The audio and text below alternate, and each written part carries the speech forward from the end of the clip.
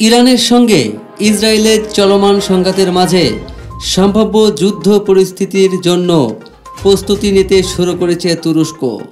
সম্ভাব্য যুদ্ধ প্রস্তুতিকে সর্বোচ্চ পর্যায়ে রাখাই এর লক্ষ্য বলে বৃহস্পতিবার ১৯ জুন দেশটির প্রতিরক্ষা মন্ত্রণালয়ের এক কর্মকর্তা জানিয়েছেন।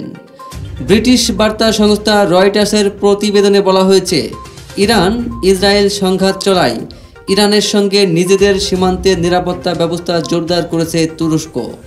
তুরস্কের প্রতিরক্ষা মন্ত্রণালয়ের এক সূত্র রয়টার্সকে এই তথ্য জানিয়েছেন। তবে তিনি বলেছেন, ইরান থেকে তুরস্কে এখনও পর্যন্ত কোনো অনিয়মিত অভিবাসনের ঢল দেখা যায়নি।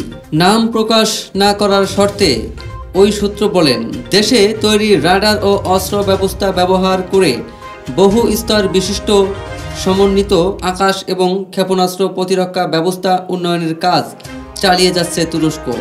সম্ভাব্য যুদ্ধ প্রস্তুতিকে সর্বোচ্চ পর্যায়ে রাখাই এর লক্ষ্য। তিনি বলেছেন, ইসরায়েল তার দক্ষিণ পূর্ব অঞ্চলীয় প্রতিবেশী ইরানে হামলা চালানোর পরপরই তুরস্কের কুইক রিঅ্যাকশন অ্যালার্ট বাহিনীর যুদ্ধবিমান আকাশে উড়েছিল।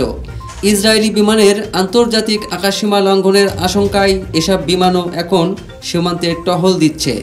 এর আগে বুধবার দখলদার ইসরায়েলের রাষ্ট্রীয় সন্ত্রাসবাদ ও গুন্ডামির বিরুদ্ধে ইরানের আত্মরক্ষার অধিকার আছে বলে মন্তব্য করেন তুরস্কের president Recep Tayyip Erdogan. Iran Israel যুদ্ধ নিয়ে তিনি বলেন, নিজেদের আত্মরক্ষায় ইসরায়েলের রাষ্ট্রীয় সন্ত্রাসবাদ ও গুন্ডামির বিরুদ্ধে এটি ইরানের খুবই স্বাভাবিক, বৈধ এবং আইনি অধিকার।